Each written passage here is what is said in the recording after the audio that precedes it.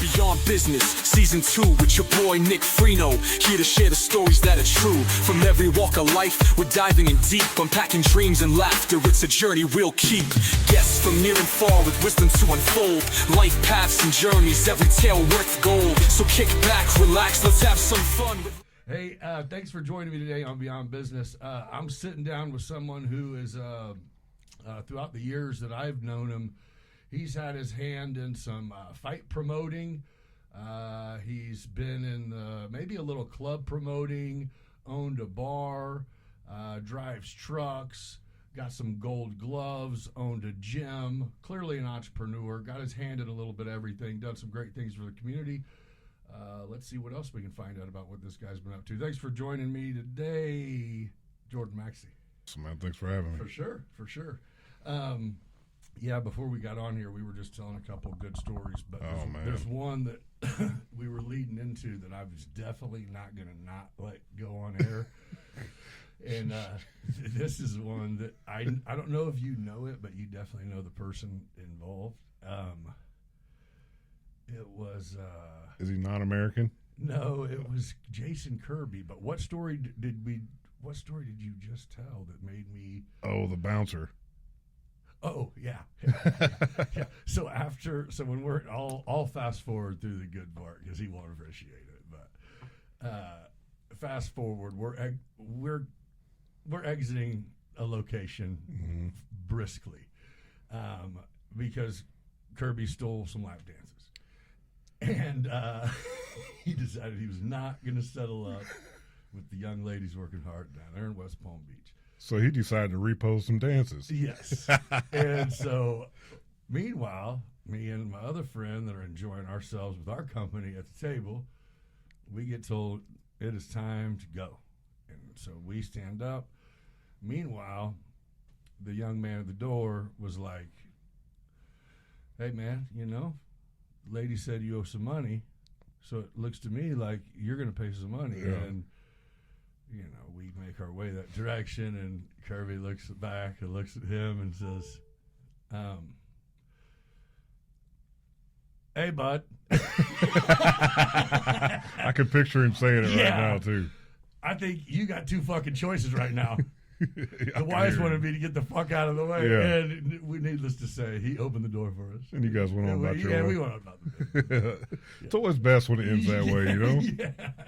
It's like, and this was like, I think then we went to dinner. oh, so this was early. This was like 6. Yeah, this is like 6:30.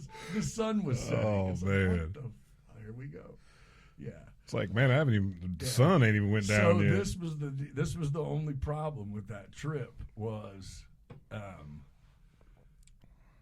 which shout out Shannon. She's money. She's good people. But he was married to someone who was like, hey, I don't care what you do. Yeah. But you don't have the green light to go spend thousands of dollars just going to ride for a few days. Yeah. Because what we did is we pulled the bikes down. Kevin had a house down there. And remember when he was like house sitting for that Eddie dude? Oh, yeah. It was like a mansion. Dude, so I didn't even know Kevin. Yeah. I kind of met him through this. So I had an extra truck and a trailer. You talking Kevin used to... Kevin Brooks. Yeah, okay. Yeah, so me and Kirby put our bikes in one of my trucks and trailers, and in like November, drove them down there, left the bikes, trucks, trailer, and flew back and forth like 3 or 4 times throughout the winter.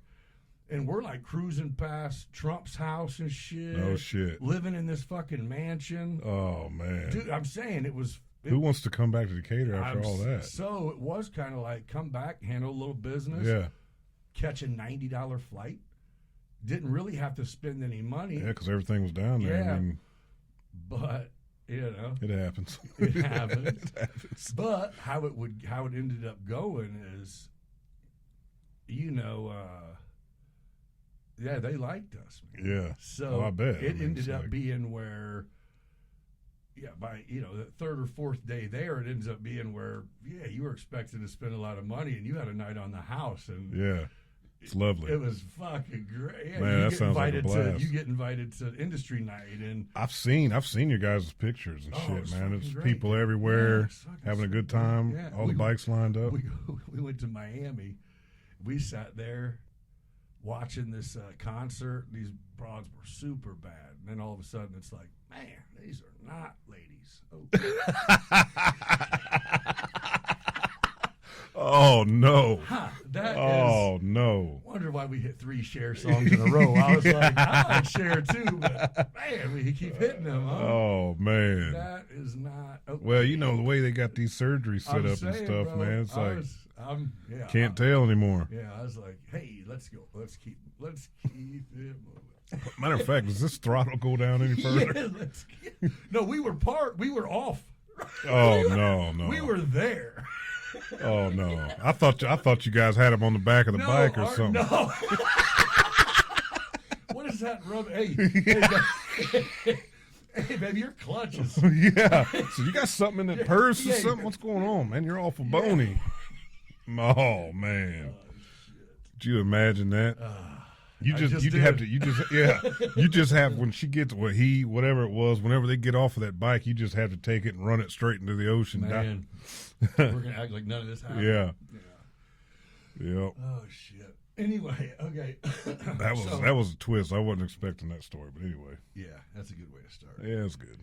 Yeah. Hey, shout out Kirby. Shout out Jason Kirby. Oh, Precision Recovery. Yeah. He came on. He did. I seen that. He was. He's always fun to talk to. We went to breakfast about a month ago, probably right before that last charity match I did. We ran in and grabbed a bite to eat. Well, and that's what's so crazy is there'll be times where I don't catch up, and then he's one of them that picks up where. Yeah. He's just one of them guys, you know. He had popped up not long ago, and pulled up to the house on the bike, and I'm like, who the fuck's this hot blonde on the back? And he's like, yeah, I started dating her like 2 years ago. It's like, what? Which I didn't know. Yeah, but it was yeah. like, what the fuck? Yeah. Since we're talking about Kirby, I'll tell you a funny story. So when we owned Sliders there for a while, I was just looking for something to do, and Jason was coming in there, and he said, man, you got to come repo with me one time. I said, oh, yeah? I said, man, I've always kind of wanted to try that. So I jumped in there with him, and first repo, Nick, we get out there, and he said, go check the VIN on that car. So I jump out, go check the VIN. I give Jason a thumbs up, so he comes out and hooks it, right? Well, about that time, this guy comes out. He's about 240, built like a brick shit house. And, you know, I don't know the rules out here. I don't know what's going on, you know, and he comes out and he's pissed. Yeah, you just know he's not happy. Yeah, he's not happy at all. And he comes out, no shirt. His shorts are all ripped. He's got some Timberland boots on, and he's ready to get it cracking, you know. And Jason hooks that car and pulls off and goes all the way down the street and just leaves me to deal with this dude. And I'm like, what's up? What do I do here, you know? I'm not even mad. I'm like, what's going on? This ain't got nothing to do with me. And Jason backed up, started laughing, and, oh, man, he's something else. We got some good stories, though. So, God, that guy was pissed. He got me on a random, hey, what are you doing? Let's go to Hickory River. Yeah. And was like, hey, what are you doing right now after we get done? Hey, roll with me real quick. And then nothing ended up happening. Yeah. But, I can imagine that there's I can imagine. He's got some good stories. Oh, You ever yeah. picked his brain a little bit? Well, so we didn't. What was crazy is I didn't know how his work story, like his going through Wagner's and bouncing around the country before he even started. You know what I mean? I didn't know none of that shit. Yeah. So that kind of had me. I was like, oh shit. Yeah. He's a hardworking guy. Oh, yeah. I mean, so where'd you go to school? MacArthur. And did you go to college at all? Oh, yeah. I went to Lakeland. Yeah. Okay. And you were an athlete in high school? Oh, yeah. Basketball, And mainly. did you go play just Lakeland? Yeah, I went on a full ride. Oh, nice. And ended up getting into a little bit of trouble. What, Mattoon, is that? Yeah. And what kind of trouble? Well, I guess we could talk. I mean, and it was in the papers anyways. You beat people up? Well, they let me on my own out there and give me an apartment, and I've never drank before and was out boozing, and We was actually over in Charleston at Eastern all night.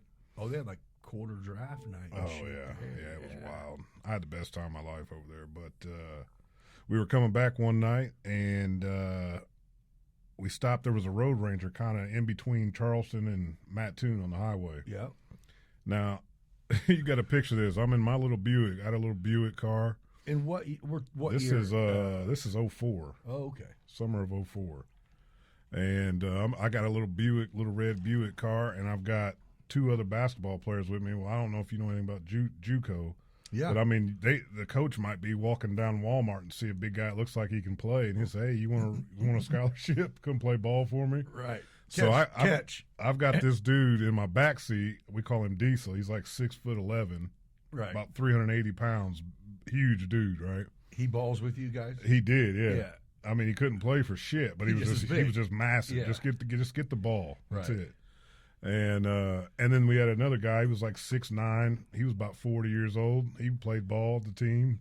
We called him Monster. It was the ugliest thing you've ever seen. Wait, he was old at the time. Oh yeah, he was 40 then. Oh, yeah. So these weren't guys. Like all the rules are are off at junior college, bro. All the rules are off. So we're coming back, and I'm in the passenger seat, and we pull in to use the bathroom. Dude, this is crazy. And I'm 18. You know, I've never been out of my mom's house, you know. And I go to use the bathroom at the Road Ranger, and for whatever reason, the bathroom, they were cleaning or something was broke, so they said there's a porta potty outside. So I go outside, open the porta potty up, and there's a dude in there laying, but he's got a TV and like all kinds of stuff hanging on the thing. And I just thought he was like a homeless guy or something. I scared the shit out of me, really. And I slammed the door. I said, "Hey, I'm sorry," and shut the door. Yeah, he lived there. Yeah. Well, I go to get back in the car, and he started hollering like racial shit at me. You know, I'm not even a racial guy, like whatever. You know what I mean? But back then, I was like, what the hell? I'm in Charleston. You know what I mean? This might get real. So, you know, I of course mouthed back off to him and basically said, "Hey, don't call me that again," or whatever. And he come jumping out of that. He slammed that door open, and you fucking, you know, you guys keep messing with me, and I've never seen this guy in my life, you know. But I can imagine. You're like, you live in the shit. Yeah. So I got ticked off and went and attacked him, and hell, I ended up getting arrested that night. But you roughed him up? Oh yeah. Oh, okay. Yeah, I did, and I ended up going to the Mattoon jail. But what was he? No, listen, no, he was raising money for charity. It was like the governor's son or something, and he'd been living in there for like 40 days. I'm like, now what kind of luck is that? How the hell was I supposed to know? I'm not from here. Like, been here a week. Doing something? Yeah. And then, my. But here's the thing. This is why it all got dropped, because the gas station witness, she heard him hollering the N-word and racial slurs at me. Oh, yeah. So, yeah. Oh, yeah, there's that part. There's that part of it, you know. And so my dad actually, when, you know, we came and went to talk to the state prosecutor and all that, and told him our side of the story and all that stuff, and they ended up dropping it. They ain't want no part of all that. But, that is nuts. So I just decided to come home and go to work, and there's that. Who the fuck raises money by living in the shit? I don't know, dude. Who does? But you know, now that I think about it, but to have your mind blown by opening up a porta potty and seeing a little TV. Yeah, you know, going, like those little box. Yeah, I know exactly. I know exactly. Yeah, that going and you're like, this motherfucker's got a hot pot. Yeah, in here. Like, what's he gonna? You know, I sure him shut the door. I'm like, damn, dude. Sorry. I will piss over behind this motherfucker. Exactly, man. It was. He's like, whoa, I ain't gotta be all that, bro. Calm down. Oh, dude, it blew up too. It was like made like world news. I mean, it was everywhere, all over the Eastern Illinois school papers. And so you were like immediately like, oh, I'm screwed. You know, I'd never been in no trouble. I was like, man. Did he fight back, or would you just beat him up? No. I mean, it was bad. There was a metal chair there. He's knowing, like, I'm proving a point right now. Yeah. And you're like, I have no idea what the fuck's going on. Yeah, all I know is that I have to attack you. I was scared at that point. He wouldn't leave me alone. So, I didn't know what was going on. So when you came home and went to work, what gig, what kind of job? I went to work for Decatur Memorial Hospital. I got in as a PC tech. Okay. And started doing that. I was a nerd growing up on computers. So, all right. Started doing that. So, did you have any experience, like, before Like, where'd the boxing thing come from? Well, I mean, Before? you know some of my family. Yeah. No, I didn't. I never trained. Now, I never trained, like seriously trained, but like anytime we went to my grandpa's house, we had to. Right. Hey, come on back here, kid. Let's look at this, and then he'd make you throw punches and teach you a little something. But I never had trained. Yeah. But when you came back from college and went to work, there was no, I'm going to go box. It was just, I'm just going to work. No, as far as I'm concerned, basketball was over. And real lifetime. Yeah, it's time to go to work, you know. And, boxing came later down the road a little bit. Yeah. And then what? You decided to go hit the mitts one day and it felt good? Or no. Somebody said, hey, you could be good at this? Yeah, well, I'll tell you. I mean. Hey, you're not little. Yeah. And. You're either going to hoop or you're going to beat some people up, bro. What the fuck you want to do? It's really weird how, and you know, you hear people say like certain things saved their life or whatever. Yeah. It really is true with me with boxing. You know, going out. I mean, yeah. People, I guess I was a halfway good-looking guy, and I always had good-looking women with me, and people didn't like that. And I was young; I wasn't even supposed to be in the bars, and drunk, and people in liquor. You know what happens out there, and people just for some, I guess my size. But isn't that saying that right now? Yeah, isn't that the sounds crazy? The most backwards fucking thing in the world, but yes, it is. You're a big guy. No, it's always the littlest guy. Yeah, I was gonna say when I was looking back, whenever I was at my biggest size, is whenever I would get almost picked on. Exactly. To where it's like, is this real life? Oh, this is gonna be fucking fun. What you just said. People think when I say that, people look at me like I'm crazy. I'm like, no, seriously, people. I used to go as far as like leave. Yeah, like go please, man. Yeah, I would leave. Yeah, because I'm not mad, and you're not going to get me there. Yeah. But okay. Yeah. I mean, I was raised a little bit different. I am going to give you what you're looking for in a minute, though, real quick. Yeah. So, I got in a bar fight downtown at Katz one night, and, it's a small town, so then everybody wants a piece of you when you're stepping out, Yeah. And my grandpa called me one day, and he said, "Hey, man," he said, if you like to fight like that, you need to go to Jeff DeVore's and try it out, see what you can do. So you can fight all night down there if you want." And when he called, I took him up on that. Said, "Let's train." And I went to Jeff's, and he came over to me that night, and he said, "You're going to be a world champion. I promise, day one." That's what he said. Ask him. Not lying. I get chills when I tell that story because that's the honest God truth. And that one night in that gym, it took me till 20 years later till now. Real talk. That's good. I fell in love with it that day. Yeah, that's so you haven't looked back. No. Yeah. No. That's literally all I did every day of my life up until 6-7 years ago. So what made you was there an injury? Was there something that happened that made you stop? Huh? Is that you were chasing. I mean, you were. Oh yeah, we were on the path, man. But what was it? Well, a few things. One, we made it all the way. I won the ringside world title in 2009. 2010, we went back to win it again. I lost to the Olympian in a split decision. We went to, after that, we got with Emmanuel Stewart, who's trained all the legends. Yeah. Who at that time, he had Vladimir Klitschko, who was reigning heavyweight champion. Yeah. We started training with him. I mean, we were on the way. Did? Oh, yeah. Oh, yeah. I mean, I've been to the strip club with him. He loves to go to the strip club after training. He will not take a shower. He goes from the gym to the strip club. This is down in Tampa, and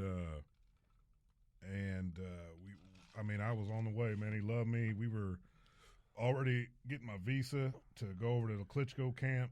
We were going to have maybe 2 or 3 fights together, and he was turning me pro. I mean, we had it all mapped out, and he just fell over and croaked out of nowhere. Literally days during before. That. Yes, in the process of all this, literally like 48 hours before I'm supposed to be in Detroit to fly out to Germany. So that made just shit So that sucked. Plan fell through. The whole thing crashed. So me and my grandpa scrambled around like, well, we got to get back down to Florida and we'll just keep going. Ended up getting with Angelo Dundee. He needed somebody to spar one of his heavyweights, and we just happened to be down there. Okay. So it's really crazy. My grandpa's lady at the time was best friends with Angelo Dundee's son. Okay. This is how crazy the world actually works. And they called my grandpa and said, hey, by any chance is your grandson down here? Angelo Dundee has a heavyweight. He needs somebody to spar him. And my grandpa said, yeah, hell, we're here. And he said, man, can you be at the gym tomorrow at 3 o'clock? Or whatever the time was, I don't know. And he said, oh, absolutely, we'll be there. And we didn't know who the hell the heavyweight was, didn't care. It was like, hey, this is our last shot. Let's get some shine. And I went in there, Nick, and I put a demolition job on. This is when I'm in shape. I'm in. Do you know who it was? No, don't matter. No, I didn't even care. I mean, I've sparred world champions. I've sparred all kinds of people. It didn't really matter. But I did a demo job on him, and Angelo fell in love with me, and he was going to take us under our wing, and everything's going good, and then he fell over. What the And that's basically when I stopped. You're just like, is something trying to tell me this ain't just my path? You know when people say like things just aren't meant to be. You felt that. I just felt it, and I just was like, all right, this is the end of the road. And then I've taken fights, and without any real, I don't train for real like I should have. You know what I mean? I do it just because I still love to compete. Yeah, I feel you. You know what I mean? Yeah, you love it. Yeah. But I really believe that things you can go hard. You can want something so bad. Dude, that's a hell of a story, actually. No, really. You can want something so bad. I mean, I was literally this close. Twice? This close to doing it. Twice? I mean, think about it. The guys that beat me in the amateurs, Dominic Brazil, great guy, by the way. Shout out to Dominic. He fought Anthony Joshua for the heavyweight title. Fought Deontay Wilder for the heavyweight title. He doesn't ever have to work again in his life. He's probably made $30-40 million. Right. Real deal. Guy down in St. Louis beat me, Stephen Shaw. Now, granted, he holds that one over me pretty good, whatever. But I didn't even have I was driving from here to St. Louis training twice a night. Didn't have my coach. I hadn't boxed in 2 years. He beat me, but I'm just trying to tell you the level of competition that when I did lose, they were cream of the crop. I mean, he's like fighting bombs. Yeah, he just lost a fight for the first time in his whole pro career. He's like 20-1 or something. Dude, and that's a great story to beat. I mean, I could write a book, honestly. You should then. I could write a book on it. People have no idea what I've. But dude, through. That's like. Oh, I think about it every day. Like when I watch. Well, guys, to be that, and it's not a experience is invaluable, but just to know you were that close to getting beat up or beating someone up for a living. Yeah, I mean, and that's what you love. I mean, but how does that feel, bro? Because what? Even when you win, getting pounded. I mean, that's a. Dude, it's just like it's what exhilarating to get. I don't know. I mean, honestly, man, I never, even with the fights that I lost, I've never took a beating. Is that just a boxer talking, or are you for real? No, I mean that. I've took worse ass whoopings in sparring than I have against top level talent that I was competing against. Yeah. My grandpa was. Have you ever got knocked out? No, I've never been knocked out. I've been stopped, but I've never been knocked out cold. Right. Have you ever had someone wake up later in a fight? Have I knocked people out? Yeah, in a match. Oh yeah. Yeah. I think I've got in my amateur career I had like 20 or 21 first round knockouts or something. Oh yeah, those are good. It's like 25 total out of 28 fights. It was all knockouts. How crazy would that? I mean, there's a lot of people who get knocked out, but how crazy would that be to continue your career? Well, most of the time they don't. To wake up and be like, it's a whole lot. So I like. Well, look at it lost, like this, right? It's one thing to get knocked out cold in the amateurs, right? Yeah. It's like, all right, I don't know if I really want to do this. Right. Free, I just got knocked out in front of my mom and my girlfriend for free. Yeah. But then I woke up with my girl telling me, it's okay, babe. Yeah. What happened? What do you mean? It is. But now take that and then put yourself on, let's just say, Showtime boxing, Oh, you're done. 30,000 You might people. jump off a bridge. Well, would you? You get knocked out cold, right? But you fighting for the world title, and they're paying you $20 million to be there. Yeah, choke me. It's a little bit easier to go get knocked out again for $5 million. Fucking right. Yeah. I don't know. Yeah, you're right. Good point. But talking about knockouts and whatnot, it leads me to another good story. This is a life lesson for people. So when I went to the Nationals, I scored a vicious first round knockout. I knocked this guy. He was out for like 20 minutes in the ring. Okay. And I was scared to death of this guy. I remember getting my hands wrapped. Not scared, but I was like, holy shit, this is going to be a fight. This guy was massive. He had a neck on him like this, and his head was like literally this big. Great big old guy. You weren't jarring that motherfucker. No, well, I didn't think. And I remember I was wrapping my hands, and my grandpa said, there's your boy there. And I looked back. He was from Indiana. He was the Indiana state champion. And I looked back like this, and I said, holy shit. And I looked over. I said, how the hell am I going to knock him out? And he said, hell, man, they can't take them punches. And so anyway, I get up there, and I put him out in about 30 seconds. I caught him with a mean right hand, left hook. And the moral of the story is he was out for about 20 minutes. But when I got out, Hassan Rockman, I don't know if you know who that is. He was a heavyweight world champion. He knocked out Lennox Lewis for the title.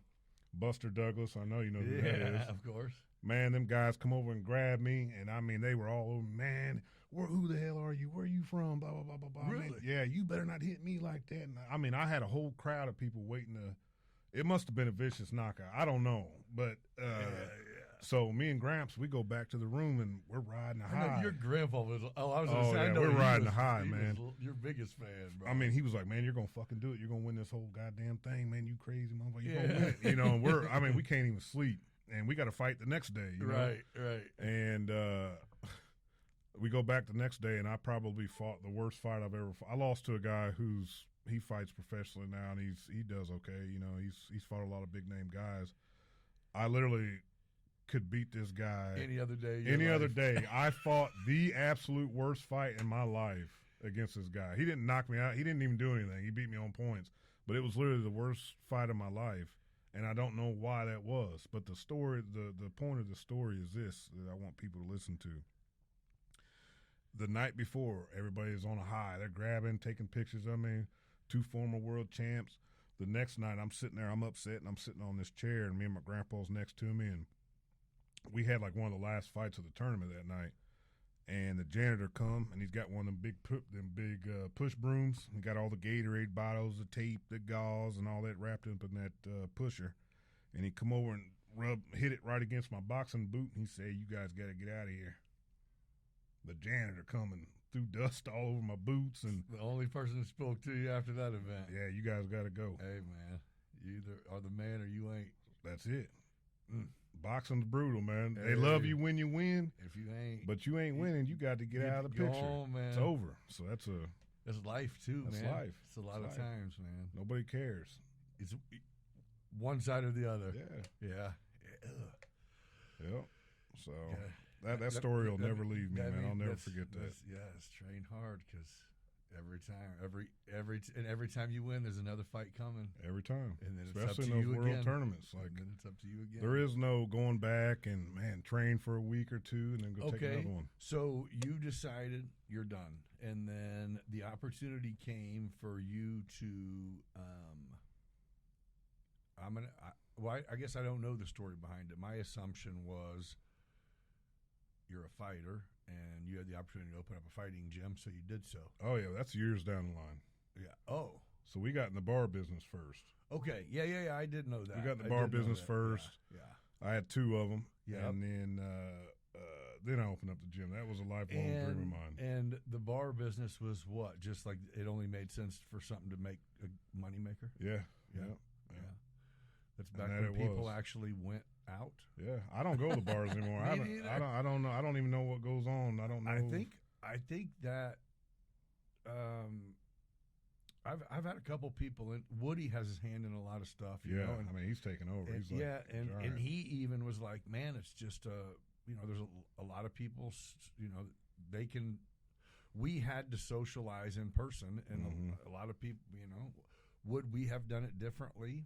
Maybe. I don't know. We didn't have a choice. Yeah. So, well, if we wanted to see each other on Saturday, then we popped in and see what was going on, and had a couple cocktails, and seen where we were going next. Yeah. And, I'll tell you one thing. I know a lot of bars would not be in business if it wasn't for those machines. I think those machines are paying people's rent and paying 100%. people's bills. You're right. Yeah, and that's unfortunate because it shouldn't be like that. It was supposed to be the other way around. And I think it's still probably the 30 and up crowd that is spending money. Yeah. I don't think there's the 21 to 25s that are going out and meeting. I mean, where do they go if they are? I mean, where are they at? That's what I'm saying. I don't really know. Because you can't say there's nothing to do, because it's the same thing there was with us. If you get more than 3 or 4 people together, then that's something to do. Right. I mean, we always had something to do. We'd touch tunes, man. Now you got touch tunes. You can have a good music anywhere. Yeah, we'd break out the bags, play bags for hours, Dude, but I'm just saying, anywhere where you got a bar and good music and good food. people and good food, that's pretty much. Yeah. So they just don't want to hang out, I don't think. I don't know. I think there's just too much. There's the TikTok. There's the social media is bigger than ever. But do you think people just stay at home? I think.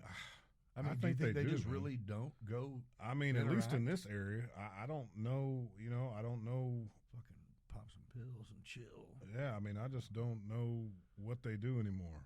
And maybe they do. I don't know. I haven't been out in Decatur in 5 years probably. My going out is I get off work, and I might stop in a little local tavern there, grab me a chicken sandwich or some wings. Where's local? Mount Zion. Okay. Yeah. So that's what mine is. I'll say probably weekly, or at least every other week. Thursday I'm gonna go see Joe and have a greasy winery burger. Yeah. But shout out Joe, man. Yeah, what a great guy. What a great guy, and what a great greasy burger. But so that crowd just really never changes. No. So I don't. Yeah, that's about my extent. I don't.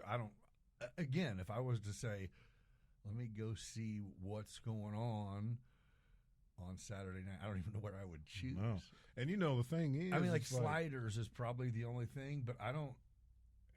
Every once in a while, you'll see like a band or something. Yeah. But again, I think it's a band like a band that, maybe people even older than me would go to. Right. Right. But back when, we were all stepping out, I mean, we'd make it a priority, like, hey, let's all get together. Yeah. Yeah. And we'll meet here for wings and take it from there. Yeah. And I don't know. I mean, that's I don't back know when there would even be reservations at Robbie's for 15. All that. And then. Yeah. But that's kind of what I wonder is what do people do? And I don't even knock it. I just wonder. But is it because they don't want to go out, or is it because financially people just can't afford it anymore? Well, and really, we shouldn't have to wonder. We know every fucking thing they do. So whatever they're doing, we would see it. So that just means they're not doing anything. It's like, I think that's it. They're missing out on a big part of life. Yeah. Interacting with people is that key, was the best, man. Yeah. You got to be able to see what people look like when they see some funny shit or do some stupid shit or to be able to roast somebody or get roasted. That's the best fucking part of life. Think of all the laughs we've had my out. God, that's what's kept me alive. Yeah. I mean, if you're not laughing, I mean, what are you even doing? That's what I'm saying. But that's it, dude. You have people that they literally can't take their kids' phones from them. Yeah. Because it's a mental health crisis. Really? They fucking do. Yeah. And I mean, I could be one half guilty of that. The only thing that I have in my defense, I keep my son active in sports. So yeah. Oh no, I'm not. I'm not. I'm not the one saying I follow the rules. I'm guilty as charged too, man. I'm one of the fucking people who create it. Seriously, I mean, I'm guilty too. I think a lot of it, I take full advantage, and I love I'm a ride the wave. I think my parents probably think that we are a soft generation and pussies, and I think that about my son. I think that about this generation. Yeah, and they're probably going to do the same. But at some point, shit's gonna hit the. Yeah, I guarantee it. And you know that saying about how eventually it trickles down to, all right, well now it gets to where the pussies are gonna have to create hard times for hard times to create hard men. 100%. So here we go. So one thing I want to give you your flowers on, so they say, is man, this is awesome facility you have here. Thank you, brother. And I think it's great what you're doing. This is beautiful. And hey, I appreciate it. I hope you kill it, dude. This is badass. Yeah, thank you. This is badass. It's kind of just been an avenue to it. Actually, there's been a lot of people. You have proven exactly my point today with that great story you just told. People that have accepted my invitation that I know, and then I come in and talk to them, and it's like, oh no, I just know what I know. Yeah, you know what I mean. I know. I know this lady as the nurse. I know this lady as the lawyer. Right. You know what I'm saying? Yeah, and absolutely. You're the boxer, but I knew more about you, but I didn't know that to that extent. But so getting to know people, and I think that's kind of been the feedback is going, oh shit, which that was kind of the idea. Yeah. But it's coming across a little bit better than even I thought. You know why is because it's not scripted. It's just let's just sit down and go. Yeah. And I don't feel like I'm great at it, but I'm okay at making people. Most people are, before they come in, are nervous. They're just like, "What are we going to talk about?" And I'm like, "I don't know. I have no idea." Yeah. Right. But that comes off as organic, and it's the best. Yeah, I don't have questions. Yeah, if nothing else, I'll go, how was your childhood? If you shake your head no, then I'll be like, all right, you got molested. Bad. Okay. Yeah. We won't talk about that. No. They might throw us off there. Yeah. You know, there are actual words that you can't say that you wouldn't think you can't say. Like what? So I'm going to give a version of it, and you're going to know what I'm saying. Like grape, like if somebody got graped. Really? Yeah. Yeah, I think I knew that one. But why? If we're talking about a story. And it's a verb that is not insulting. It's a terrible thing. But to say the actual, like, legal term is way worse. Yeah. You know, what, a sexual assault? Yeah. I mean, aggravated criminal sexual assault. That sounds horrific. That makes me think like a tool was used on you or something. Could have been. Yeah. Instead, but yeah. But anyway, yeah. So I had that conversation with someone. But you got to watch it. Yeah. So they do all kinds of stuff. Shadow ban you. It's weird. It's so weird. I think it's interesting though that Facebook was big on that. Yeah. And now all of a sudden they're like, oh wait. No, you can't tell us what to do. We're not like that. Trump, we love you. We're not like that. They made us do that. Now all of a sudden you want to switch your game up. Are you? So, I mean, we can go there. But I'm saying so. Everybody knows it's not a secret. No. I mean, I love MAGA, motherfucker. But, yeah, it's not a secret. But I mean, how do you think? Do you think Trump is making shit happen, or do you think now the Zuckerbergs and some people are just going, I'm falling in line. Listen, people at this point, he ain't. I don't think Trump is fucking cutting no checks, cutting no deals. I think at this point, people are just going, let's fall in line like we fucking should have 8 years ago instead of fighting a wave of wrong. They did not think Trump was ever going to win. The first time. The first time, let alone they were going to do anything they could to make sure he didn't win again. And then they did, and they backfired like a blew it. They blew it. They blew it. Like they shot them fucking selves. Yeah, that was blew it. That was the end of their era right there. Oh my gosh, what a terrible decision too, man. Like, matter of fact, that almost pissed me off. Like it did piss me off. Like it made me like if that was my dad, if Biden was my dad, I'd be like, who the fuck is if they don't let this guy go to the fucking retirement or go sit on a beach somewhere and stop using him? Yeah, I mean, they throw him up there on that stage. He don't even know what's going on or nothing. He's an SNL skid, bro. Yeah. I mean, he's a human highlight reel. I think, what he is. yeah. Whenever it was almost like when they tried to smoke Trump, and then he gave that little speech about there's no room for that bullshit anywhere in the country, and then he said, "I'm not." It was like that's. I think he finally was like, What you what got me? Yeah. Oh no. Yeah. No. No, that was the end of that. And it was game on at that point. yeah, it was. Yeah. That was. But to answer your original question, I think people can say what they want about Trump, but he's such a demanding person, and you can only imagine if you were doing business with him when he comes in the room. It's like, fuck, we gotta have our game together here. And he's getting an answer. Yeah. If it's no, then we better make sure that was our answer. Yeah. You know how, like, when you get around certain people, like maybe somebody, I don't know, somebody you look up to, right? When you go in the room with them, you're not going to go in the room with them like you're going to go with me. They without them even saying something to you, they hold you hold yourself to a higher standard around them. Right. And I think that's what goes on. He's such a powerful figure, and people look up to him so much that, it's not going to go well for you if you try and like they have to have their shit together stepping into the conversation. Yeah, I think he makes everybody better around him. I think if you're in the room with him, I think it's a fucking great quality. Yeah.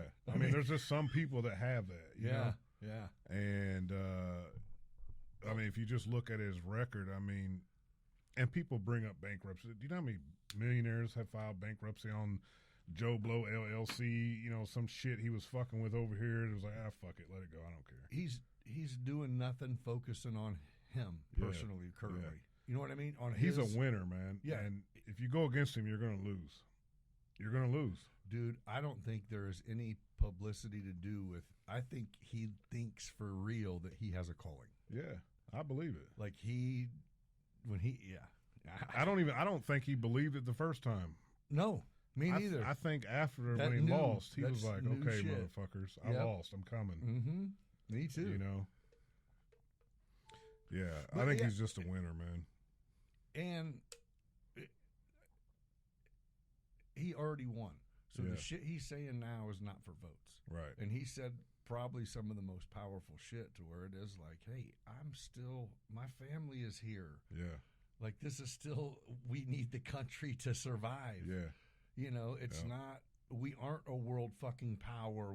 We used to be a world power because we kicked ass. We kicked ass as a military fucking. Yeah. Well, if we're not going to do that, then we have to do it financially. Right. Instead, we're trillions in debt and pussies. Well, what the fuck? Yeah. I mean, if you look at how he, if you listen to like his wife talk about how they raised the kids, and if you listen to the Junior talk about how he came up, they didn't get it. They had to work. They started out on the bottom. And, and eventually, and then he said, sometimes my dad just come in and say, hey, that building's yours over there. I need that building to make money now. So that's on you. And then the pressure's on. And that's how he figures out if you're going to cut it or you're not. And he demands that you cut it. Yeah. Figure that shit out. Yeah. It's like, and then, you hear in the Barron, the younger one, he can't go out and wear $500 shoes. He wears $80 shoes. Right. New Balances or Brooks or whatever. He doesn't get to wear like all the fancy stuff. He's got to earn it. Got to earn it. I like it. Well, I mean, that's extremely tough. Would be an extremely tough situation to be in, to go, I mean, I have to teach you not to be a fucking spoiled asshole because I want you to be a great earner, learner. Well, look at his kids and look at all of the other Hollywood kids. They're all drug addicts. Look at all the fucking politicians' kids. Yeah, they're all drug addicts, all crazy. You know what I mean? Yeah. Look at fucking Biden's son. He's a fucking nut basket, Exactly. And it just goes to show you how he was as a father and how he conducted his house and away, what he expected. Away from home. Yeah. So, but, I think that's it. Is one of Trump's, other than being a businessman, first of all, he's been in the limelight forever. So that, he's going to shine bright every time. Yeah, he's had paparazzi since forever. Yeah. They've been roasting that hairdo forever. It's like, what else you got? What exactly? Since what else you got? Yeah, since Hugh Hefner was blonde, bro. And I just like the moves he makes. You know, when they thought they had him hammered. They got that $400 million off of him and then hit him for another $100 million. How about how they spent his entire first term, the whole time? Oh, just blasting, spending tons of money on some bullshit. It was like, but here's his character though, bro. You got to look at this. So they hit him for damn near half $1 billion, right? That'll break a lot of people. Most people, you know, they'll just give up. Say, man, you know what? I don't want this shit anymore. He's like, shit. He's like, I got to move for you. So the whole time he's building his social media platform, Truth Social. So they thought they had him hammered. They got him down a deadline. You got to have, what was it, like $170 million this day, or, you know, we revoke this and you go to jail and all that. So what's he do 24 hours, 48 hours before this deadline? He fucking turns Truth Social fucking public and $12 billion in 24 hours. $12 billion? Here's your check. That happened? Checkmate. Yeah, dude, that's true. Let me give you 0.1%. Yeah, checkmate. You fuckers thought you had me. Thank Checkmate. you for making me make some money last night. Dude, he's just the shit. Man. That I is love awesome. him. I just love him.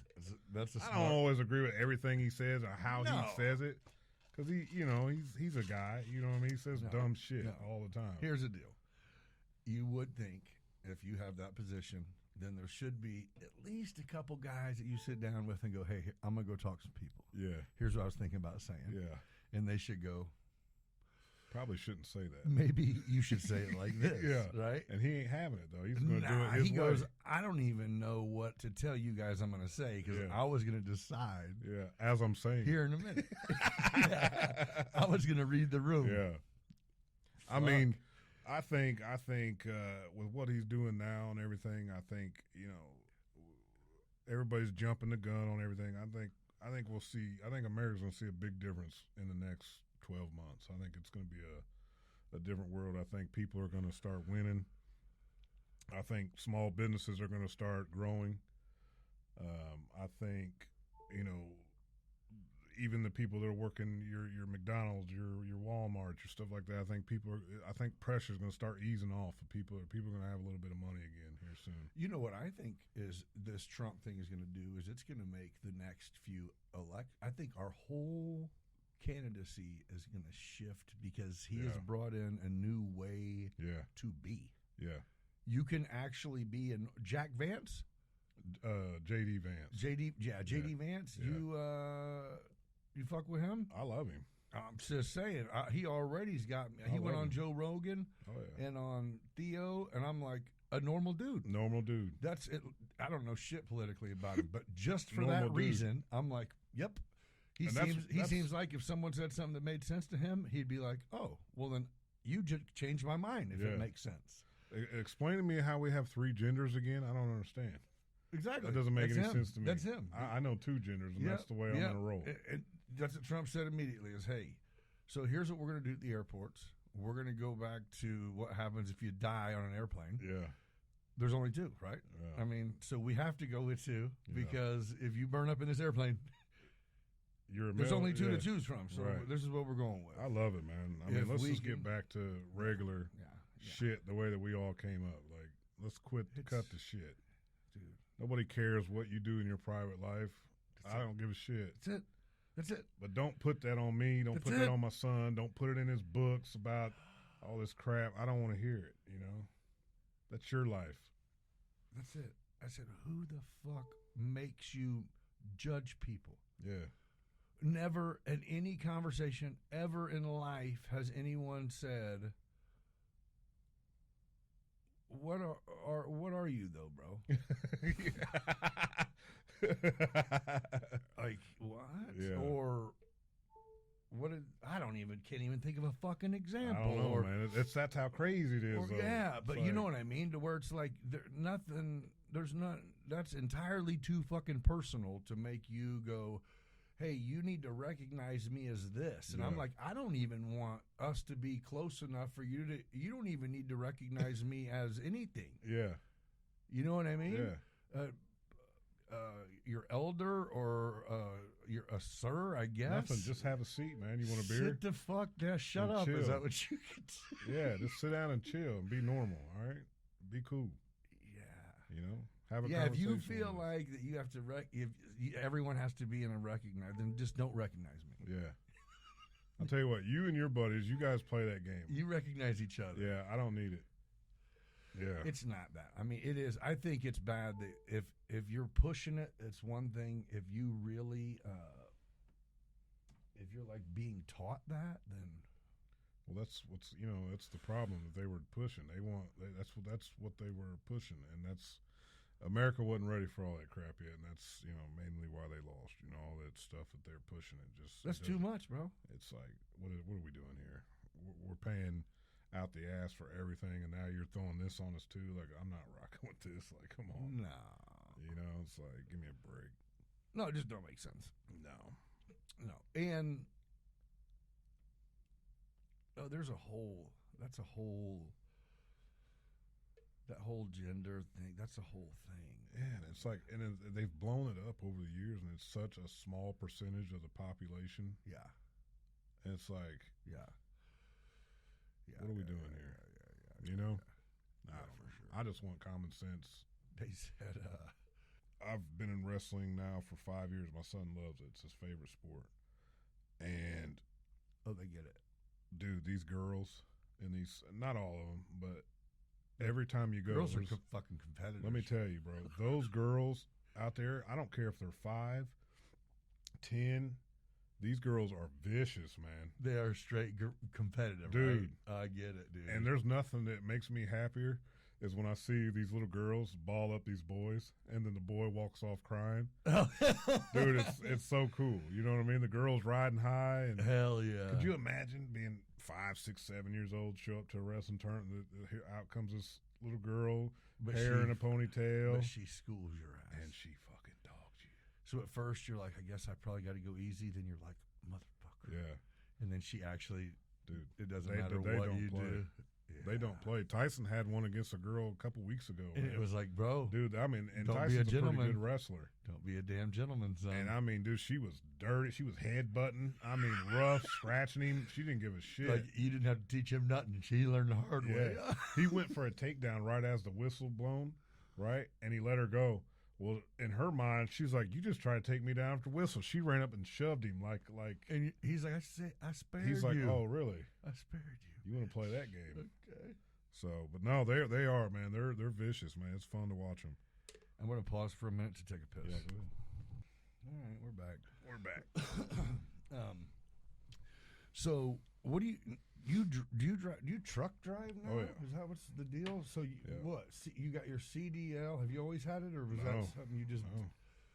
When I got divorced and closed the gym, I didn't know what the hell I was going to do. So you went and got your CDL, and then just went and started driving for someone initially. Well, so here's how this went. I started driving for a company here. Never driven a stick in my life. So you literally went to Richland and got your No, Oh. no, I didn't even do that, dude. You just I got on the wild side. Okay. You know, you're like, I'm gonna figure this shit out. And luckily, I shot him out because he's a good guy. But Pugsley Container, Phil Pugsley, I told him I ended up going to get my permit and all that with no schooling, no nothing. I just studied for it when I got my permit. Well, you can't go take your test. You can't drive one of their trucks or nothing like that. You got to have somebody with a truck to go take your test. So Phil Pugsley gave me a job. He got me my Class Bs, which is like straight trucks, no trailer.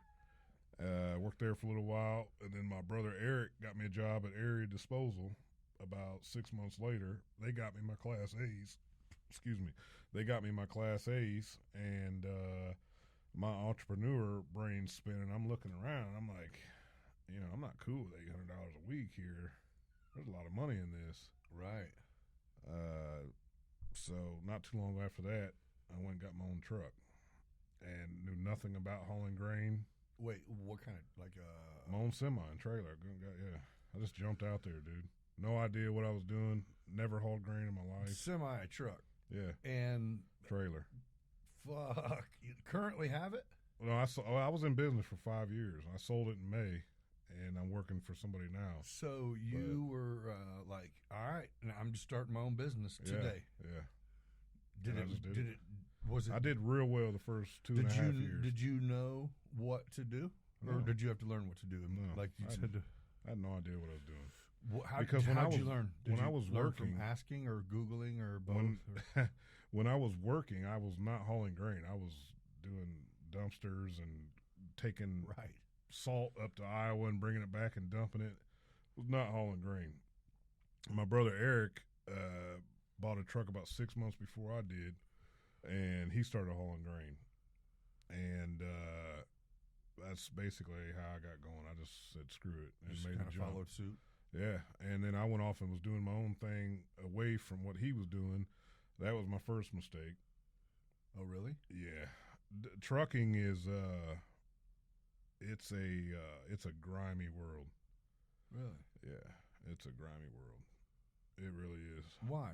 Well, you just have a lot of snakes out there. Oh, a lot of snakes, and you know what they'll try and do is they'll get you and they'll say, hey, we'll give you dispatch, and then we'll take 7% of your load. You're like, oh, okay, 7%, ain't no big deal. Oh, people try to get you to work for them.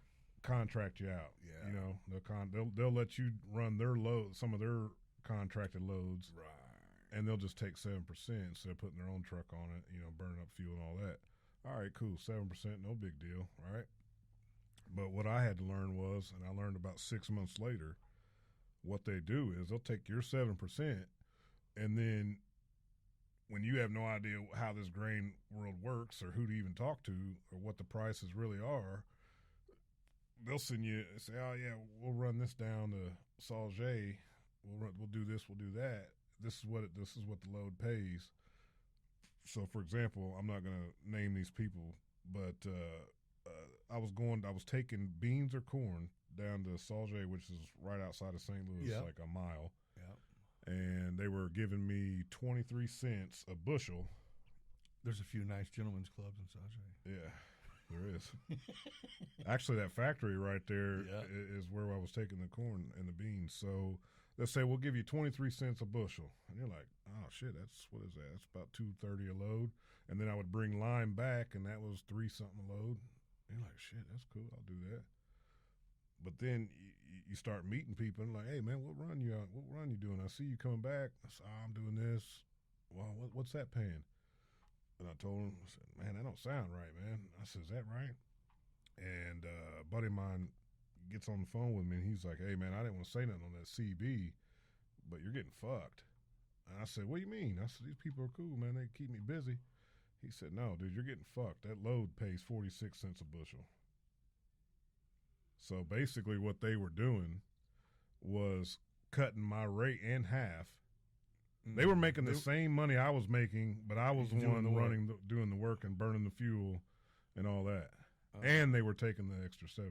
And you had been doing that. I'd been doing it for 6 months every day. And that's right when Biden was getting in and fuel went from, it was like $2.30 when I bought my truck. It got all the way up to almost $6 a gallon. So did you address it, or did you just say I'm done? A little bit of both, you know what I mean? It's like, did they give you more money, or they offered me more money, but I was like, it's still not the rate.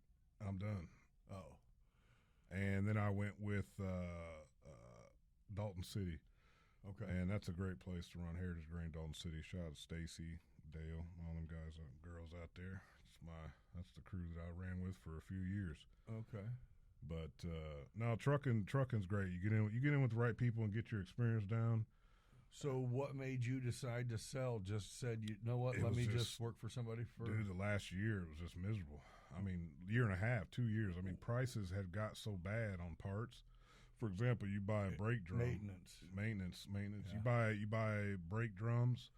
They were $80 the first year I bought them. Yeah, now you're paying a couple They're hundred. $360. Fuck, I get it. The same I bet. The same brake drum. Our rates don't go up. Fuels stays up. Yeah. I think we got like a half-cent raise a bushel on a rate over. But you got to figure in a few grand a year to maintain your truck. I mean, a few grand. I'm talking 30, 40. Oh no shit. Yeah. Oh yeah, because how much you guys are on your? How often do you have to change your brakes?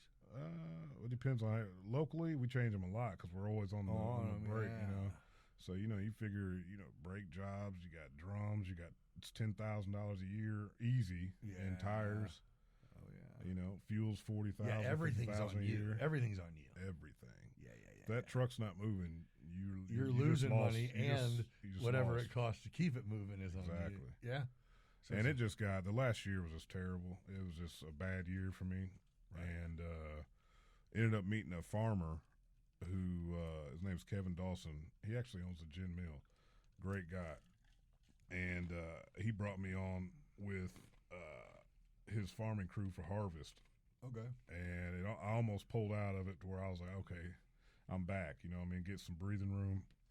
I was just dumping money in the truck, dude. It was just a night. Dude, it was the worst time of my life. Literally. I couldn't sleep. All I was thinking about was like, fuck, I hope the truck does all right tomorrow. Like, fuck, what else could go wrong? I mean, it was just a nightmare. And ended up having a great harvest, and then my engine blew. So that's $40,000 overhaul. And it just got to a point, Nick, where it was like, I think I've exhausted, like. Do I dig a hole and I was bury already, this yeah, it was son of just a like, bitch? I think I've exhausted myself and others, you know what I mean? It's just like, it was just time to get rid of it.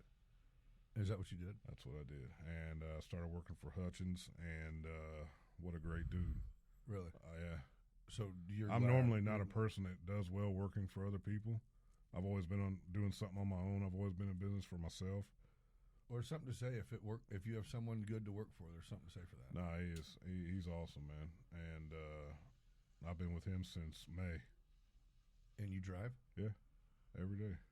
Oh, so same thing. You just get someone else to take care of them tires. Well, the thing is he does a little bit different. He does a lot of rock and sand, and you know, like when you see the crews out tearing up the roads and stuff, we do a lot of that stuff. And I mean, he's got a million things. That dude's got shit going on all over the place. And not to pry too deep, but sort of you like it's just a normal job. I'm an hourly dude, or is it like, no, I'm still by the load, I'm a driver? I'm hourly, but in my mind, I always look after. We don't talk every day, you know, but Right. I respect him, and I think he's a great dude. And so whenever I'm out there working, I always keep that business owner mindset. Like, what would I do in this situation? This was my truck, you know. Yeah. And I think he appreciates that, you know. I'm sure that's what makes you more valuable because you've been there. Yeah. You know.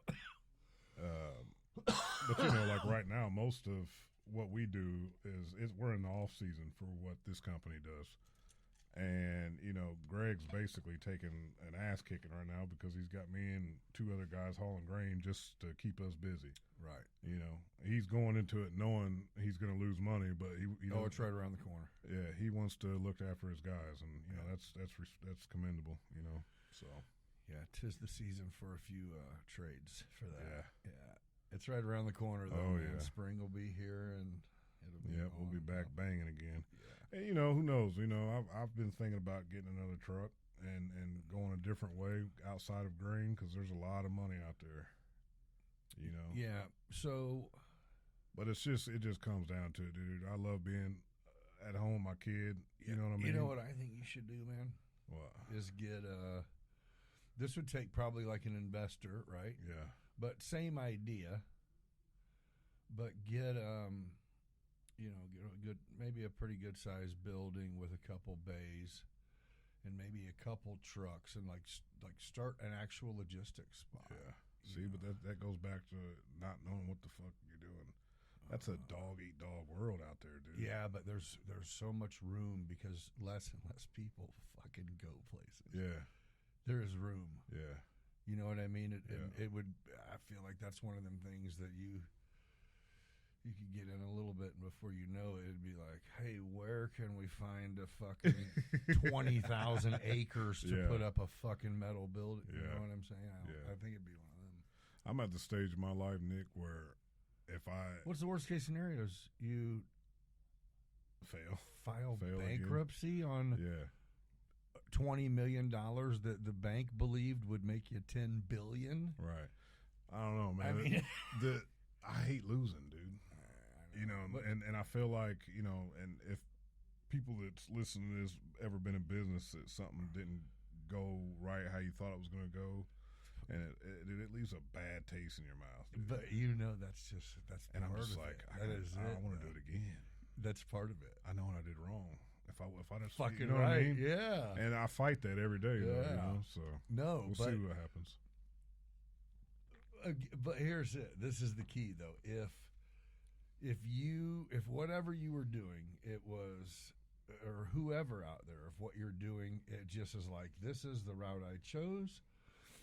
There's been no hiccups, no bumps. Things are great, and man, I can't relate at all. It's like, well, then fucking shake it up. Do something better. Yeah. You're not doing what you're not meeting your potential.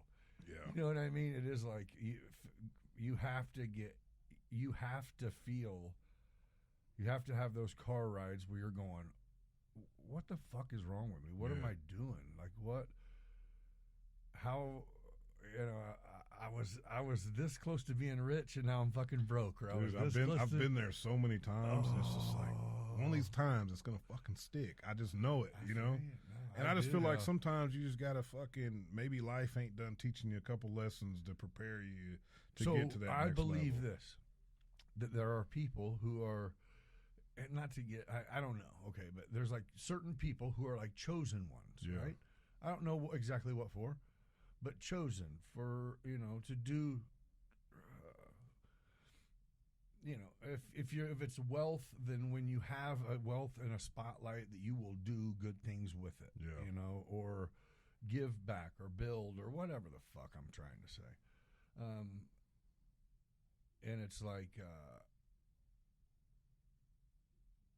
you sit there and go, oh, is this one of them ideas? And you start building a company, and then you go, oh, yeah, this is it. Oh, fuck, never mind. This is not. Yeah. Oh, am I the. Oh, fuck. That was a stupid idea, bro. No, but it's like, you and 10 million other ideas floating around the world. And you know, like when you look and you see, I don't know, fucking know this shit, whatever this thing is right here, this lighter here. It's like, why didn't I think of that? Dude, you ever watch Shark Tank? I used to watch all the time. There's a lot of stupid stuff on there, but every now and then there's some that you are like, especially you watch the older ones and you have something sitting in your house that is that, and you're like, son of a bitch. Yeah, you got it. It's just like, damn, why didn't I think about that? Why didn't I use it? I would use it. There's what, 300? Innovation. Yeah, there's 300 and some million people. If you can just sell your product to 0.05%, you're set. Yeah. You know? Yeah. I don't know. Yeah, there's stuff. Dude, you don't have to even. You just have to. I mean, people, like, there's such a high percentage of people that are rich online. I'm going to say, I don't want to quote the stat, but when TikTok was shut off, part of Trump's reason for fighting to get it cut back on so fast was something like 8 million Americans literally lost their jobs. Oh, dude. And when they said lost their jobs, it was like they were making a living off TikTok, like videos and shit. Yeah. And it was like, whoa. Like, and when they said over $60,000 a year. Yeah. And it's like, what the fuck? Yeah. I mean, dude, there's truckers out there that literally set a camera like this in their truck and just, and they got hundreds of thousands of followers every day. It's crazy. But it's like, and that's what his thing was. Oh, no. You can't, out of the blue, take fucking millions of American jobs. Like, that's not how we're doing it. And it was like, we demand 50% of the company. He G'd that shit, and it worked. It's always going to work when he puts his foot down. Bro. It's going to work. Yeah, he's like, this is exactly how it's going to go. Yeah. And they're like, we like to thank Mr. Trump for working with us. Right. He's been a great guy. He's been a great guy. We look forward to building new relationships. Yeah, exactly. It's like, I'm like, well, that's how it goes. That was gangster shit, though. I just love it. But it was, again, it was like, hey, fucking good point. I mean, all you fucking Trump haters that were crying on fucking Facebook about, I can't believe my TikTok's gone. Yeah. But, I mean, do you know what I'm saying, though? Like, what we were just talking about, like, you get, like, right here. You're so close to, you go into something with a vision and everything happens except the 1-2 little things. Yeah. And then it's over all of a sudden. Yeah. In the blink of an eye, like 2 years can go by. Yeah. And you're like, what the fuck just happened? Yeah. And you fought. You just fought, and it's over. It's over. And then I just feel like life sometimes, it's not, you're not done. Maybe you're not ready yet. The universe or whatever the hell it could be, is saying, maybe you're just not ready yet. Let's go teach you a couple more life lessons. And so you, in your world or your brain, you're always have your eyes open to see what maybe could be the next thing. Oh, dude, every day. I mean, is that for Every real? day, Like dude. everything could be Every an day. opportunity you're supposed to pay attention Every to? day. Every day. I got a buddy of mine. I mean, is there anything sometimes you bite on and go, surely this isn't what the fuck I'm supposed to be paying attention to? dude, You're like too often. when I got my truck, my semi, I'm heading home from Wisconsin in a You're semi. like, I'm this like, is what the fuck? Was this not it? Is this what I just did? Lord. I had didn't no feel idea. You, I did not feel you with me I at had no all idea during what the that fuck I was transaction. doing. I just was driving down the road in the semi. I was like, fuck, now what? Was this real? I'd never in a million years pictured me in a semi, dude. Never. There's a moneymaker. It was. I mean, you can The first thing I definitely do it. thought is I was like, hey, no, there's no other vehicle you can buy to make money. No. Dude, it affects me to this day. I put money in my regular truck, and I'm just like, why? Yeah, no shit. Why am I putting fuel in here? This makes me no money today. For real. Yeah. I look at stuff way different. Yeah. But I don't know. I think everything happens for a reason. That's what I think. And I think hustlers and motivated people will always find a way. But there's no plan. There's always a plan. Is there? There's like a million of them. But do you? Touche. There's always a plan. Do you have something like currently cooking? As far as maybe even something not necessarily that you're in the works of doing, but maybe you would like to in the future do. As far, I don't know if you had any aspirations like doing like another restaurant or maybe like another. I have no desire to be in the industry public. anymore. No. I don't do the bar. I don't even enjoy it. You don't even like going or no. Okay. I have no desire to be in that limelight. I don't want to be in the limelight. Okay. I've been in the limelight for 20 years in this town, boxing, promoting my shows, bringing artists here for people. You're done. I don't have any desire for it. Okay. I like to be private. I like to go to work and come home and give me a bonfire and a yeah. Yeah, I feel that. I'm totally chill being at home. That's okay. That's good. I look at things like you had your run, right? Yeah, I had a run. Everybody's got a run, and I feel like that was good. I just don't have any desire for it no more, man. Like, don't get me wrong. If a couple of buddies call and say, "Hey, man, we're gonna go meet for wings," and it's 5:00 Sunday, all right, cool, I'll do that. Right. But the there's whole, no run. There's no. Let's go here, get fired up. We'll go over here, and next thing you know, it's 2:00. There's no way, dude. No way. I feel that. No way. Now, if we were on vacation or something, whatever. But yeah, just to live that life and do the stress of a bar. I'm sure I didn't get to watch the Woody podcast you guys did, but I'm sure he'd tell you, dude. Dude, you got to be a special type person to just continue to deal with that. Now, luckily, when we had Sliders is a turnkey business. It runs itself. We had a great crew. You know what I mean? But even then, like, you just got like their problems are your problems. Yeah, I can't imagine. And it's just like nonstop. You Yeah. think you're getting home, and then a couple of your kitchen staff's in jail, and then you got a fucking 500-person banquet in 2 hours, right? And they're in jail, and you're just finding out. You know what I mean? It's just like when Woody came in here, he goes, "I was supposed to," because he came in. I think it was one of those where he needed to come in the afternoon is what he preferred. Yeah, and so he came at 2 p.m, and he got here and he goes, "Man, I'm sitting at work." He goes, "One of our kitchen staff called off, but it's like a Tuesday. We're usually dead." He goes, 11 o'clock, 30 people walk in for lunch. It's every time. And he goes, Gretchen's standing there, and I looked at her, and he goes, she took their order. We wouldn't kill that shit. I was like, yeah. He goes, I sure was like, man, I'm not trying to fucking bail on this. Yeah, dude, that's how it is, man. But I'm like, hey, man, I like the fact that you'll go dig in. And he's got the beach house. He what? Yeah. And then awesome? I went and I stopped in. I just literally stopped in. It was empty. And Jen's spot, the old crowbar out there. It looks good. They did good there. Yeah. Man, good for them. They're literally taking over, man. I love it. What better person could do it? For sure. And I think that's it. It's, man, create. People that don't know Woody don't understand. That dude's a great dude, man. And that's what that dude will literally give you the shirt off his back. And that's what he goes, I encourage you to buy the spot next to me, and I want people to come to your place too. He's all about it. Yeah. He goes, man, you want pizza? Go to Crawford's. You know what I mean? Like, I'm not hating on anyone. I want options. Yeah.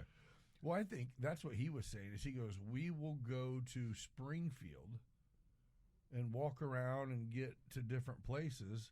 Let's create multiple options to go bar hop, to go, and I'm like, you are. Yeah. Hey, Woody, I don't know if anybody's told you, but you are going to have Barstool open of your own. Yeah. You're going to have like a Woody Fest here soon, bro. You can have the 6 That's bars. a good idea, Woody Fest.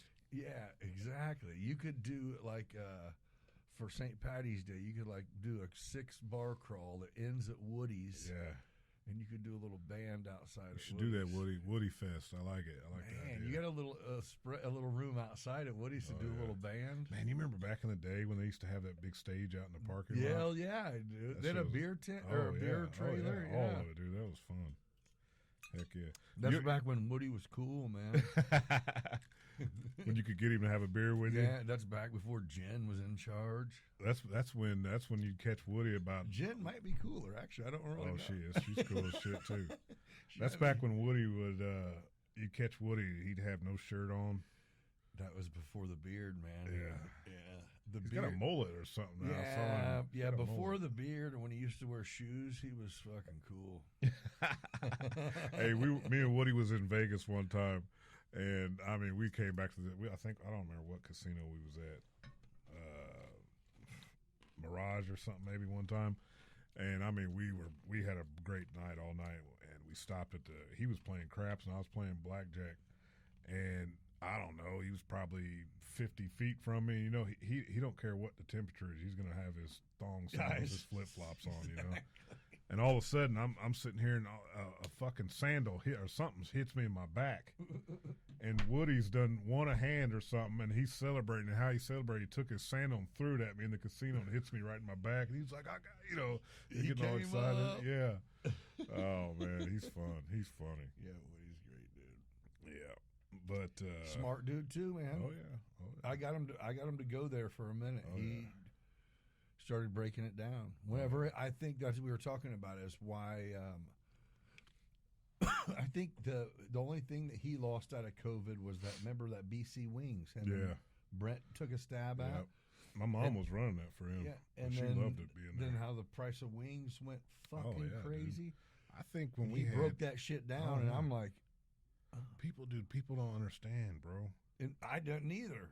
He's like, so literally, $1.50 wing night, someone is paying you to come in and hopefully have a beer that we can make 3% off. Yes. Of. I mean, here's the thing, Woody. He has that shit. I'm not in the business anymore, so he has it down there percentage.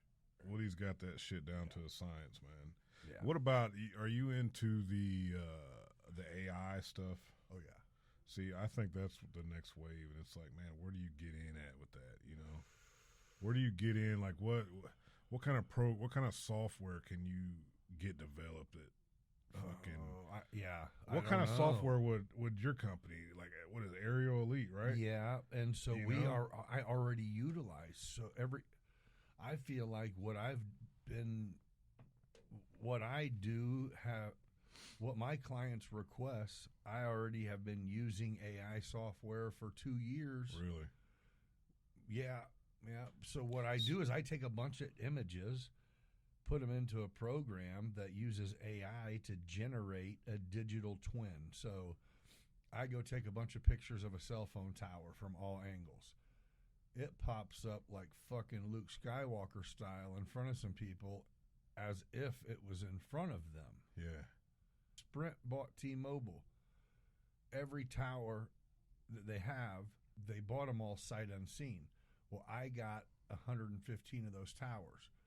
So I had to go digitally recreate those towers. Wow. So I had a shot list that gave them everything from the ground to up to the site to the actual cable runs to everything. Yeah. And it entailed a certain shot list. It would take about 35 to 45 minutes at each location to create, but it would capture about 1,200 images. Wow. But then they were just pictures. Yeah. I mean, those pictures in a file meant fucking nothing. Yeah. But then I drug them into this AI software. Changed it. And that's what they wanted. Right. You know, on their end, it was, you know, they didn't give a fuck about them pictures. They wanted what it spit out, which Right. was a fucking, like, they were there. Yeah. And that was the whole. That's awesome. Yeah. So let me ask you this. Who's going to win the Super Bowl? Bro, I'm a dick rider, man. Yeah. Yeah, I started doing that That's all a right. couple years ago. Yeah. Go Chiefs, bro. Fuck it. All right. I'm rolling with Philly, man. I like Hurts. Yeah, me too. I love it. Yeah. I just love it. So I used to hate when people would start, I'm a Patriots fan. It's like, nobody's a fucking, Yeah, shut you're the lying. fuck up. Nobody's a Patriots fan, Yeah. you fuck. But I'm a Vikings fan, and it never happens, right? Yeah. So I'm like, I'm a Vikings fan. But also- Last year I made a fucking Big Yeti t-shirt, Yeah. and then was like, I'm low-key a Swiftie. So It's like, no, you aren't. Full of shit. no, so I'm like, yeah, let's go, man. Fuck. Yeah. Hey, but you know what? It's like, how crazy is it that, I mean, Brady's he's GOAT. But, man, it didn't fucking take long for someone to come along to be setting some fucking amazing. But, dude, that's life. It's like So quick, dude. quick. Yeah, Big Mac, Sammy Sosa, Barry Bonds. Boom. Yep. Right away. Right away. Whoa. Michael Jordan, then you got Kobe, Thought then you that got baseball LeBron. card was going to be worth a lot. Yeah, No, fuck nah. you. Right. Nah. You know, that's Before life. that, though, Roger Maris had that shit for fucking 30 years. Yeah. Yeah, but for sure. You're right. This fast paced It's now. fast, babe. man. We're on the fast track. Yes. So, remember, how old are you? 30? 39. Okay, so whenever you was 19, if you had $1 million, he was rich, right? Yeah. I mean, for sure. Back then, for sure. Yeah, if someone cut you a check and said you don't have any, I don't know if you are aware what taxes are, my friend, but you don't have to pay any. Here's $1 million. Here's $1 million in cash. It's yours. You're like, I'm rich. Yeah. Now, Yeah. I'd be like, what can I do how can to I try to stay afloat for some years? I'd be thinking, How can I try to make how some can I money? turn it? If I've got one, how do I get to 10? And then when I get to 10, I want to get to 100. How? Yeah. You know? Yeah, $1 million's a good way to start something. Yeah. I mean, you definitely have a You fair definitely shot to ain't do rich. something. No, fuck no. No, Isn't that fucked up? no. Yeah. Isn't that fucked up, though? The value of money, it's that, though. Yeah. I mean, you could literally blow $1 million in St. in an Teresa, hour. whenever I was a kid, was $2,000 a year. Now it's $8,000. Wow. I don't even know how people would afford that. But I'm just saying, it's like that's the cost But of. that's the level that we're at. That is. That's That's the new norm. Gas was 99 cents. Now, if it's under $4, we're like, fuck yeah. Right. Yeah. That's the new norm. But yeah, I mean, I think if somebody had $1 million to start, it'd be. Oh, that's great. You, Yeah. You got But a I fair just shot. mean, the value of if someone, I think it used to be if you had $1 million bucks, might then get you were a excited. millionaire. Yeah, you might get excited. Yeah. Now, it'd be like, you'd almost be scared to have It it. would almost be like, hey, congratulations, dude, make good moves. Yeah. do you know what I mean? It can be gone. That like means you're tomorrow. on your way up. Yeah. You know, if Yeah. you want it, it's like get an advisor. Like now, today, you know. You need to spend like $800. That's Yeah. Could you imagine if somebody handed you $1 million? You'd be so. I know I would. I'd be so scared to spend it because I'd be like, "Fuck, this is gonna last." Yeah. What if somebody gave you $1 million and they're like, "You can't grow it. You just have to live off this." I think you'd treat it a little bit different then. you can't grow it. No. Can't And you can't invest grow it, and you can't make any more money. This is all you get. How long do you think you'd last? But you still could work. No. Would you do that, or would you? Okay, so here's the deal: somebody hand you $1 million, right? Uh-huh. And this is all the money you had to live until you're dead, or you can have what you have now and see where you end up. Which path would you take? Oh, I'm gonna stick it out, bro. I'm gonna for sure. Yeah, me too. Yeah, fuck that. I'm gonna make way more than that. Yeah, that's a good. I just wanted to see what you Yeah, say. God, there ain't no way. Yeah. See, that's the only thing about investments, though, is nothing. There's no such thing as immediate money. No. So that's why it's hard for, people that go all in. It's like you have to have income in the meantime. You know what I mean? And I think that was one of the good things Woody said. It's like, if you got $200,000.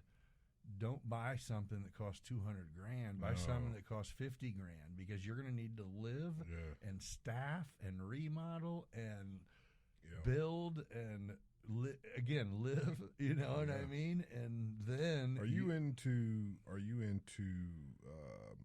like the crypto stuff?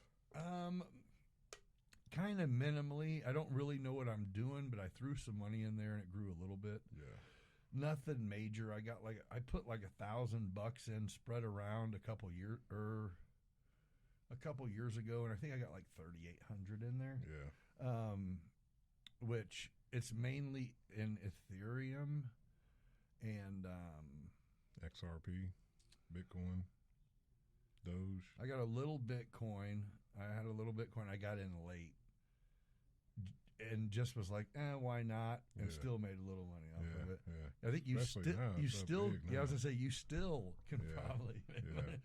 And damn, there was one other. I don't know. Either way, it wasn't anything major. It was just one that was popular for a bit. But I should have done better. If you move that shit around like you're supposed to, you can actually make money. Yeah, I got a buddy of mine that lives and breathes that crypto shit. Probably makes money. He does. He does pretty good. And he'll call you and he goes on these tangents. And I'm like, dude, you lost me, bro. Yeah, I feel you. You lost me. Same. You lost me. I'm like listening for 30 minutes and I'm like, I'm out in the woods lost. You know? Do you? He loves it. Yeah. Did you make? Can I put something on that? Yeah. And that's what I did. Like, well, here, let me throw you this. See if you can. Let me cash He's out like, you. well, nah, it don't work like that. I'm like, well, what do you mean? You just sat here and told me what you brought in this month. What do you mean it don't work like that? It seems like it works exactly it seems like just that. like it works fine. Yeah. Don't tell me about the next something you lose, but when you come up, some of that's mine. Right. Bro. Yeah. Yeah. Hell no. But yeah, my mind's always turning, man. It's like, what's the next thing? You know? Yeah, I do. I feel you. But I love that you're doing this. This is something I'd love to get into. I just have never pulled the trigger on it. And you should, dude. You should. I awesome. think there's so many different routes you could go to that people would like. Yeah. And I'd help do anything I can. Yeah. Yeah, for sure. Yeah.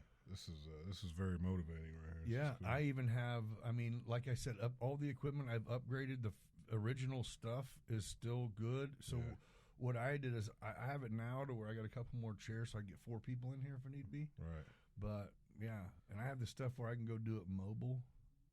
Because that's badass. So there's a little deal where should pull up March 1st. Where there's that's what I was gonna say is it's possible to. So I have. You could do like a live stream. I would.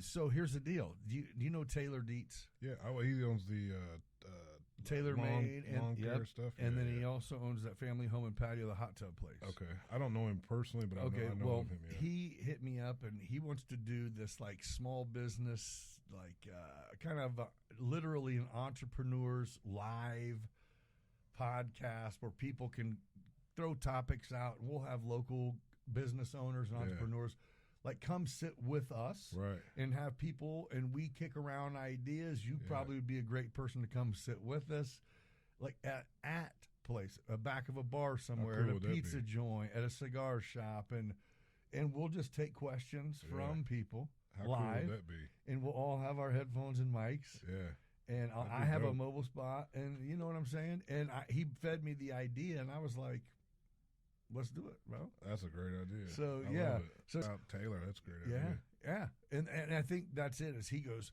a way to be able to give back to people, because no matter if you're fucking, you get to the point where and you probably have done it, when you go to start a company, there's that part of you that will not, or take a new business venture or dump money into something. Yeah. There's that part of you that won't ask questions because that's equivalent to admitting that your business plan isn't fail-proof. Right. Or that you might not have the perfect idea, and it's like, no, the truth is there's no such thing as a fail-proof business plan. And you should ask people. And you know what I mean? You should reach out. So that's what Taylor's like. Maybe if we gave people a platform to tell stories about how we failed and should have asked or went, okay, so I did this for 3 years and lost money, finally talked to some other professionals, then it turned around. Yeah. You might inspire, or you know what I mean. And that's 100% true. In any industry, too. You don't have to be in the same... No, it could be anything. Anything. You don't have... Yeah, exactly. You've dealt with people. You've dealt with the government. You've dealt with bankers. You've dealt with... You know what I'm saying? It doesn't matter. It's just situations. So, yeah, I thought it was a pretty cool idea. And, I love it. And since I'm sure we'll get Woody involved, I'll probably encourage him to let us him up one of his fucking dozen places. Yeah, now surely and we then. can use that patio there, Woody. Yeah, sliders. I'm just saying, bro. I mean, hello. Yeah, we'll throw a logo in the corner or something, bro. I mean, we'll buy a bucket of beer. Fuck. If we have to. Yeah. I mean, unless I mean, we will. But well, dude, it's been fun to sit down here and kick it with you. We've been going for a good time, hour and a half, hour good. 45. It's been fun. Well, thanks for coming in, man. I know there's actually I originally like to treat it like most people we were talking to kind of would watch it because they know you or I. Yeah. And that's not necessarily been the case. So I think you've definitely been someone who's been fun to hear some stories from. Yeah. College basketball player to getting The in Dukes. the Dukes, and that I'm telling you, that story gave me chills about Oh, dude, I got how a million close of you them. were to. I got a million. I could literally write a book on that. Yeah, but I can just the relatability of just feeling like you can taste the place you're supposed to be, and then feeling like maybe not. And It's happened to me a million times in my life already. Yeah, like right there. But yeah, That March just- 1st. That is, oh yeah, doing it yeah. We're again. definitely not done talking. Forgot. Hold on. You want to talk about this real Oh fast? yeah, definitely. I want All you right. to talk about it real quick. March 1st, Okay. Aaron Wilder Bay Where's this taking place at? at the Decatur Conference Center. Yes. This fight here, as far as the local stuff goes, yeah, Okay. this might shatter me and Patrick Riley's record. This has every opportunity to do it. Oh really? Yeah, it's going to be big. It's going to So be what big. brought this on? He called you out? Yeah. I think he thinks. I seen him call you out, but I thought you were just kind of like, "Come on, young I man, was. stay in I your didn't take him lane." serious because he jokes around with me I've known him for 15 years, and he's always, when nobody else around, he's like, "Oh man, I wouldn't never do that." Right. But I think because I've got older, he knows I don't train really no more. He thinks I might have lost a little bit, and it's like I think I did. Do you think you have? Well, yeah, I wouldn't want to go. Yeah, hell yeah. You're like, I wouldn't want to go. like I'm fucking I'm 40. human. Yeah. I wouldn't want to go messing around with no 23-year-old guy that's hungry and had the same goals I had 15 years ago. Yeah. But, locally, I'm all right. You're like, I'll fuck him up. I'll do my Jake Paul thing. I'll fight all of you. So whoever else wants next, I'll fight all of you. That's the stage. I'm having fun with it. I don't do it for any other reason. Are you going to beat him up? Yeah, it'd be over first round. You think you'll beat him up that quick? Yeah. First round will be over. I'm training hard for your Wilder, drinking beer with my boy Nick. Oh, yeah, man. I'm not encouraging that training. I think he's got you, bro. Well, we'll have to set this podcast up. We'll have to go live. Oh, this will be cool. I'm coming. Let's do it. It's going to be a good one. I know all the guys are supposed to come. That's going to be awesome. You're going to be, is this, you're like, how long, will you just keep fighting as long as you feel like fighting? Yeah, I mean. You're like, whatever. I'm on my Jake Paul era. I want to have fun fights. I'm not doing it to. Yeah, you're pro like boxer. Yeah, there's nothing's on the line. I just want to let's be competitive. Let's throw some hands and give people something to see. Yeah, this town loves boxing. You know that, don't you? This town is a fight town, dude. It is a fight town. People love primal shit, dude. That's what it is. And luckily, I've always had a good fan base, man. I've had that's why that's what I'm saying. For you to say you don't like this, you don't want to be in the limelight. It's like that's just insane for you to not take the stage of being a promoter just for the sake of one day. I know. We got to make a couple videos, make a couple commercials, and show up one day and give everyone a high five. You ain't got to fight. Is that selfish for me to say I don't want to be in the limelight, but yet I'm still boxing? I crave to hear that crowd one more time. That's why I do it. No, it's not selfish. I just want to hear my music, and I want to hear that crowd one more time. It ain't even about like I don't get nervous anymore. Or, I don't even care about the fight. I just want to hear the crowd, and I just want to all the thoughts and all the feelings. And even though it doesn't even mean anything, I could go out there and get knocked out in 12 seconds. Maybe that's. It's just. It's a feeling it's that hunger, bro. Yeah. It's that athlete. You're I don't know. I just like to compete. I know what you mean. I just like competitive. Maybe I don't know. And I know. You know what I like? I know exactly what you mean. I like to look out and see people having a good time. Hell yeah! And I just love it. Entertaining. Yeah. I like to look out there and see people together again, supporting you. Yeah, or supporting him, each other. Yeah, I love to see people together in an environment having a great time. Yeah. You know. Well, especially this event is going to be. This is going to be. There's insane. It's not like. It's absolutely no dramatic crowd. No, it's not like you know what I'm saying. It's going to be people are going there. This is entertainment. To be entertained. Yes, for sure. Yeah. You know, however it may go, they want to. Yeah, they want to be entertained, and that's what I'm going to do. Bro, he ain't one of these fucking big girls you can dance around, bro. You better fucking step your game up. That's what he tells me. He said, you're going to run out of gas. I'm like, hey, Aaron, you do realize I'm going to make that ring feel real small to you real fast, don't you? Get ready, bro. It's not what it looks like on the outside of them ropes, buddy. But anyway, man, thank you for having me. Yeah, man, it's been a pleasure, dude. This has been fun. It's been fun. Yeah. All right, well. Thank you guys, and we'll catch you on the next one. Be kind to each other till then. See ya. Take care. Yeah. Hey, you remember that one time? We ain't live. We ain't going on. No. You remember that one time when we was sitting there at Lock Stock and that guy comes over and he goes, this is my favorite story. It's the best story ever. He goes, hey, you guys get out of here. And we looked at each other and he goes, nah, I don't think so. We ain't ready yet. Nah, we're not going yet. It's all right. That dude that was like before. Was that like that was before everybody left? Was that like before even bouncer days or no? They were. That was before we like because for a while I even bounced. Oh yeah, it was before that. That was before. Yeah. That's when we was just a little wild looking for bullshit. Yeah, like you can go ahead and fucking try your luck, kid. Yeah. Think about how you want this to go. This ain't gonna go well for you. Have some fun with laughs and insights. We're just getting begun. Beyond Business, where the stories flow. Life's a crazy ride, come on, let's go. From the ups and the downs, we'll laugh and we'll learn. With host Nick Freno, it's your turn to discern. Beyond Business, take a seat, take a chance. Let's explore the past, come join the dance. Beyond Business, where the stories flow. Life's a crazy ride, come on, let's go. From the ups and the downs, we'll laugh and we'll learn.